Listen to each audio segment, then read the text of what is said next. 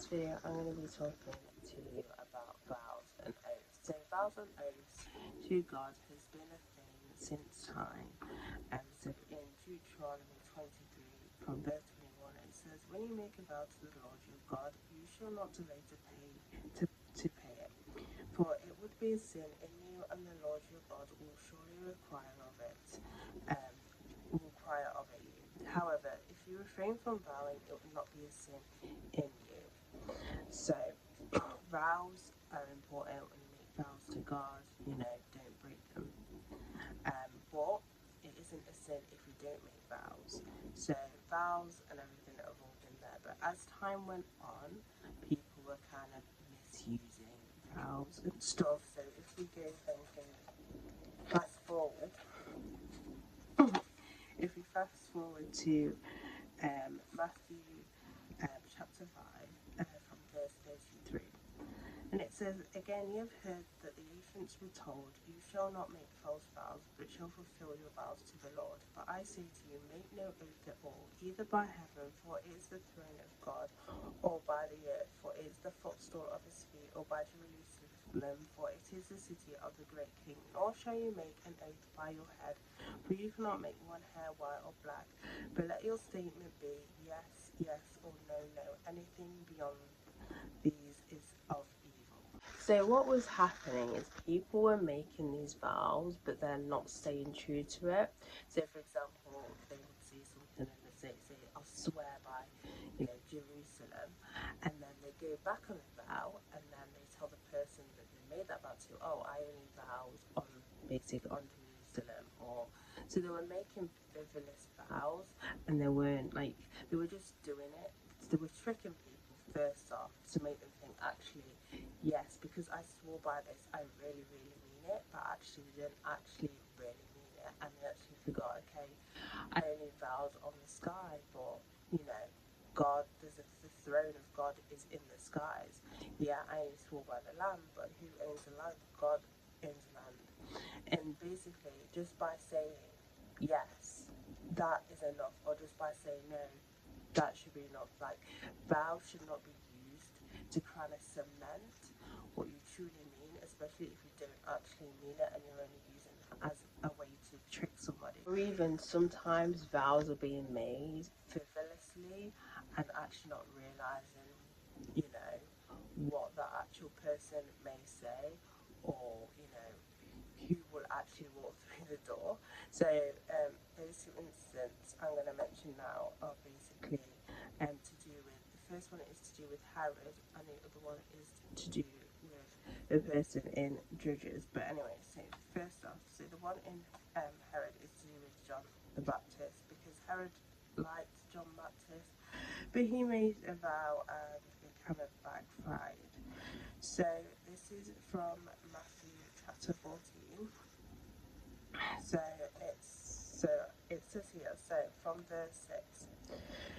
"But when Herod's birthday came, the daughter of Herodias danced before them and pleased Herod so much that he promised with an oath to give her whatever she asked. Having been promoted by her mother, she said, 'Give me here on a platter the head of John the Baptist.' And because he made that vow, he felt that he needed to do that, and he completely regretted it because he liked John the Baptist, but because of this vow, he he did what he said he was going to do, which was give her whatever she wanted, and that's what she wanted. Now the next one is with Jephiah. Now this one was about God, and this is probably the most villainous vow you could make ever. But anyway, he was in the moment, he got carried away, and it didn't really end very well. So this is in Judges chapter 11. And then this is, I'm going to read from verse 29. So, "Now the Spirit of the Lord came upon Jephthah, so that he passed through Gilead and Manasseh. Then he passed through Mizpah of Gilead, and from Mizpah of Gilead he went out to the sons of Ammon. Jephthah made a vow to the Lord and said, 'If you will indeed give the sons of Ammon into my hands, then it shall be that whatever comes out of the door of my house to meet me when I return in peace from the sons of Ammon, it shall be the Lord's, and I will offer it up as a burning offering.' So then we skip through that bit up to verse 34. It says, when Jephthah came to his house of Mizpah, behold, his daughter was coming out to meet him with tamarines and with dancing, and now she was his one and only child. Besides her, he had no son or daughter. When he saw her, he tore his clothes and said, alas, my daughter, you have brought me very low, and you are among those who trouble me. For I have given my word of the Lord, and I cannot take it back. So she said to him, my father, you have given your word to the Lord. Do to me as you have said, since the Lord has avenged you of your enemies, the sons of Ammon. So that is that's a bit of a heavy, really tragic. So as you can see, like vows and oaths can be used to trick somebody, or or you go with the vow, but they've used like without thinking, and you just say it, and it just totally backfires, and you end up doing something that you really don't want to do. So as it says, going back to Matthew 5, just say yes. Just say yes. Saying yes and no should be enough. It should be enough.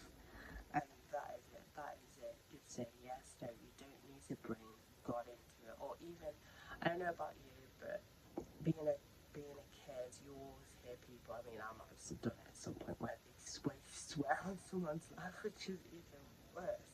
So not only are you swearing, you can be swearing on God's life or things that God has created, but you can end up swearing on other people's life. Like, I swear on my mum's life, that blah blah blah. I swear on my dad's life, blah blah. Or I swear on your life, blah. No, no. It's been used as like a not necessarily or as a loophole in Jesus' time, but it's used to kind of either to trick people into what you're saying is 100% true, it's 100% true, or you're just making these. It may be true, maybe what you're saying is true, but you shouldn't be making vows like that because it's just no.